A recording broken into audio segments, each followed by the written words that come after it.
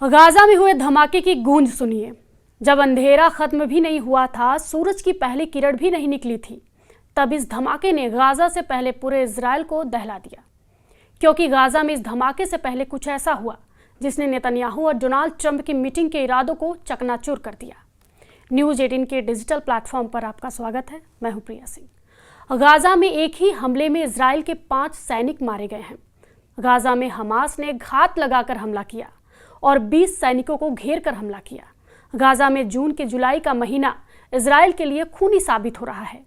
Gaza के बेत हनून इलाके में इजराइल की सेना को बहुत बड़ा झटका लगा है। हमास के हमले में 1-2 नहीं 5 सैनिक एक साथ मारे गए हैं। इस खबर ने इजराइल के हर कमांडर को डरा कर रख दिया है, क्योंकि जिस हमास के खिलाफ इजराइल 650 दिन से लंबा युद्ध लड़ रहा है, वो हमास अब भी इजराइल के सैनिकों को मार रहा है। वहीं जब नेतन्याहू और डोनाल्ड ट्रंप की मुलाकात हुई, तभी बेत हनून में हुए हमले को अंजाम दिया गया। ये हमला हमास का मैसेज है कि युद्ध इजराइल की शर्तों पर खत्म नहीं होगा। गाजा में हमास अभी भी एक्टिव यानी सक्रिय है और यहाँ सीनवार के खत्म होने के बाद भी गाजा में ग्राउंड ऑपरेशन इजराइल के लिए मुसीबत बन चुका है, क्योंकि गाजा में चल रहे युद्ध का अंत अब तक नजर नहीं आ रहा। वॉशिंगटन डीसी में ट्रंप से मुलाकात और व्हाइट हाउस में ट्रंप की तरफ से दिए गए शाही डिनर के दौरान नेतन्याहू को ये खबर मिली। नेतन्याहू के लिए ये वक्त बहुत संवेदनशील है, क्योंकि जब ईरान में सीजफायर को लेकर इजराइल की कामयाबियों पर सवाल उठ रहे थे, तब गाजा में हमास के हमलों ने नेतन्याहू की मुश्किलें भी बढ़ा दी हैं, क्योंकि अब भी हमास के कब्जे में इजरायली बंधक हैं। नेतन्याहू को अब जब गाजा में हुए हमले की खबर मिली तो उन्होंने कहा कि ये मुश्किल भरी सुबह है। पूरे इजराइल का सिर झुका हुआ है। हम अपने सैनिकों की मौत पर अफसोस जाहिर करते हैं, जिन्होंने हमास को हराने और हमारे सभी बंधकों को आज़ाद करने के लिए अपनी जान दी है। हम उनके परिवारों को गले लगाते हैं, जिन्होंने अपनों को खोया है।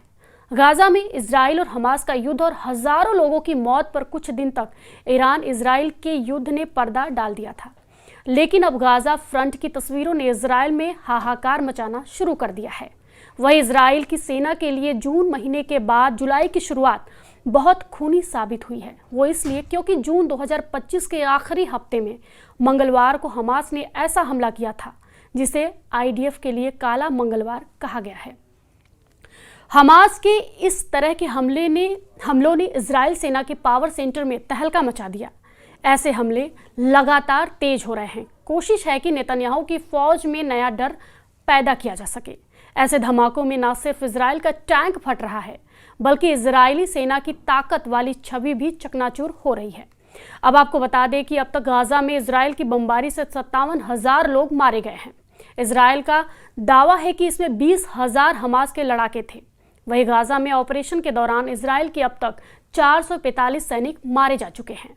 गाजा में इजराइल की सेना पर हमले तेज हो रहे हैं। गाजा में इजराइल की सबसे खतरनाक मशीन यानी उसके टैंक और बख्तरबंद गाड़ी आसान टारगेट बन रहे हैं, क्योंकि हमास के एंटी टैंक दस्ते अब भी गाजा में कई जगह एक्टिव हैं। लगातार हमलों के बीच नेतन्याहू भी बहुत ज़्यादा प्रेशर में है, तनाव में है, क्योंकि बहुत से बंधक अब भी हमास के कब्जे में हैं। पूरे गाजा में ग्राउंड ऑपरेशन चलाने के बावजूद उनको छुड़ाना आसान साबित नहीं हो रहा। इसलिए साफ नजर आ रहा है कि अब नेतन्याहू किसी तरह की डील में ट्रंप की भूमिका चाहते हैं, जो उन्हें गाजा जैसे बैटल फ्रंट से बिना किसी दाग के साथ बाहर निकाल सके। नेतन्याहू का ईरान के साथ सीज फायर जारी है, लेकिन ईरान और इजराइल के बीच युद्ध विराम कब तक रहेगा, इसका खतरा बना हुआ है।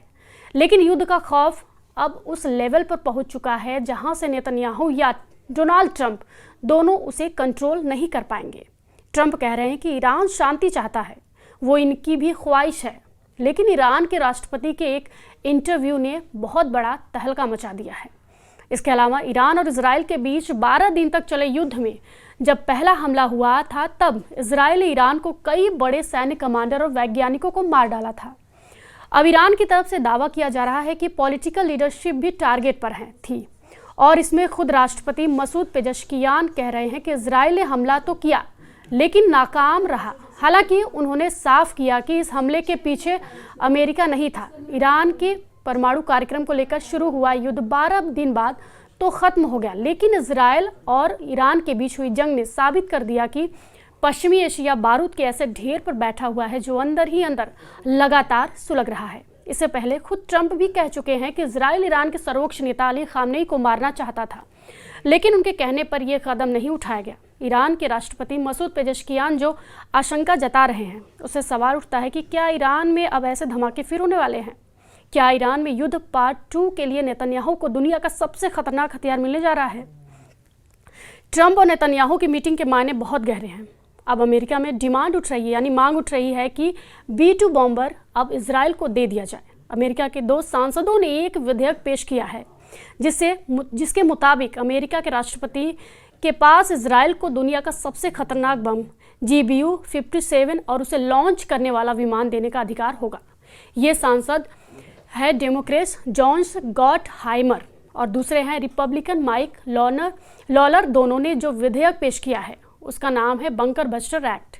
इस एक्ट के तहत वो चाहते हैं कि इजराइल को स्टेल्थ बॉम्बर B-2 दे दिया जाए, साथ में दुनिया का सबसे खतरनाक बम GBU-57 भी दिया जाए, ताकि ईरान का परमाणु कार्यक्रम फिर से एक्टिव होता है तो इजराइल अमेरिका का इंतजार ना करे और खुद ईरान पर अमेरिका से मिली ताकत के बल पर टूट पड़े। यानी जहाज अमेरिका का होगा और टेक ऑफ इजराइल के एयरबेस से करेगा और यहीं से उड़कर वो ईरान में कोहराम मचाएगा। मकसद साफ है, ऐसे धमाकों से 10 गुना ज़्यादा तबाही मचाने की ताकत इजराइल को मिल सकती है। अमेरिका ने 22 जून को ईरान की फोर्दो परमाणु साइट पर B-2 बॉम्बर से हमला किया था और उसी के बाद से इजराइल और ईरान का युद्ध थम तो गया, लेकिन अब नए सिग्नल बता रहे हैं कि युद्ध अभी बाकी है। लेकिन 12 दिन के युद्ध का नतीजा ना इजराइल के पक्ष में आया ना ईरान के पक्ष में। 12 दिन के सीज फायर के बाद ईरान पर इजराइल के हमले बंद हुए और इसी तरह इजराइल के शहरों पर ईरान की मिसाइलों की बारिश भी बंद हो गई। और फिर ये सवाल उठने लगा कि क्या वाकई ईरान के परमाणु ठिकानों पर अमेरिका और इजराइल का ज्वाइंट ऑपरेशन कामयाब रहा? लेकिन अब यही बात बंकर बस्टर एक्ट में दोहराई जा रही है। हालांकि बंकर बस्टर एक्ट जैसा विधेयक पहले 2022 और 2024 में भी लाया गया था, ताकि इजराइल को अमेरिका की बंकर बस्टर और स्टेल्थ बॉम्बर वाली ताकत दी जा सके। लेकिन दोनों ही मौक़ों पर यह विधेयक कामयाब नहीं हो पाया। इन सब के बीच नेतन्याहू और ट्रंप की मुलाकात के असली मकसद को डिकोड करने की कोशिश की जा रही है। ईरान में सीज फायर के बाद ट्रंप नेतन्याहू पर गाजा में भी युद्ध रोकने का दबाव डाल रहे हैं।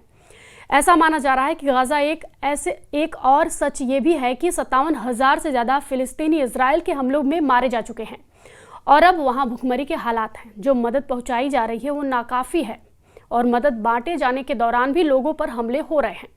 इसे लेकर संयुक्त राष्ट्र बार बार चिंता जाहिर कर रहा है, लेकिन सवाल है कि संयुक्त राष्ट्र की सुन कौन रहा? गाजा के बाद बेरूत और ईरान में जो एरियल स्ट्राइक हुई उसमें छोटे बंकर बस्टर बम इस्तेमाल किए गए। ऐसे बम जो कई फीट की गहराई तक कंक्रीट का बंकर तोड़कर धमाका करते हैं। ईरान पर ऐसे हजारों बम गिराए गए जिसकी सप्लाई सीधे अमेरिका से की गई और अभी भी जारी है। बता दें कि अमेरिका अब इजराइल को 7,000 से ज़्यादा बंकर बस्टर बम पहुंचाने वाला है। ये बम आसमान के रास्ते भी पहुंचाए जाएंगे और समंदर के रास्ते यानी कार्गो शिप से भी इजराइल को सप्लाई किए जाएंगे। ये एक तरह से इजराइल और अमेरिका के बीच बम हाईवे कायम करेंगे, जिसके टारगेट पर ईरान ही नजर आ रहा है। ये डोनाल्ड ट्रंप का नेतन्याहू को बहुत बड़ा धमाकेदार तोहफा है। डर है कि इस तोहफे के बीच ईरान से युद्ध का दूसरा राउंड लड़ने की तैयारी कर ली गई है। इजराइल के एयरफोर्स फिर से सुपर एक्टिव मोड में है। इजराइल के एयरबेस पर लगातार काम चल रहा है। यह है अमेरिका से सप्लाई किया गया MK-84 बंकर बस्टर बम। इसी बम से इजराइल ने अब तक गाजा के कोने कोने को मिट्टी में मिलाया है और ईरान पर भी ऐसे बमों से हमले किए गए हैं। लेकिन जुलाई को लेकर ट्रंप और नेतन्याहू की जो तैयारी है वो एक लंबे युद्ध की तरफ इशारा कर रही है। 2000 पाउंड या फिर 900 किलो से इस बम की ताकत क्या है, आप धमाकों को देखकर समझ सकते हैं। जब ये बम गिरता है तो ऐसा धमाका होता है जो पूरी बिल्डिंग को गिरा देता है। ऐसी तस्वीरें पिछले 15 महीनों में गाजा में भी देखी गई और लेबनान की राजधानी बेरूत में भी देखी गई। फिलहाल इजराइल की एयरफोर्स फिर से सुपर एक्टिव मोड में है। इजराइल के एयरबेस पर लगातार काम चल रहा है और ये बात साबित करती है कि इजराइल की युद्ध वाली तैयारी पूरी है। नेतन्याहू पहले ही कह चुके हैं कि उनके सामने 1-2 नहीं बल्कि 7 फ्रंट हैं। इजराइल के सामने हमास फ्रंट भी खुला हुआ है। इजराइल के 23 बंधक अभी भी हमास के कब्जे में हैं। इजराइल के सामने लेबनान का फ्रंट भी है, लेकिन असली लड़ाई तो अभी बाकी है। ट्रंप से मुलाकात के बाद नेतन्याहू क्या करने जा रहे हैं, इस बारे में या तो वो जानते हैं या फिर डोनाल्ड ट्रंप, जिनको नेतन्याहू अब नोबेल शांति पुरस्कार के लिए नामित भी कर चुके हैं। इस वीडियो पर आपकी क्या प्रतिक्रिया है, हमें कमेंट बॉक्स में ज़रूर बताएं और फॉलो कीजिए न्यूज़ 18।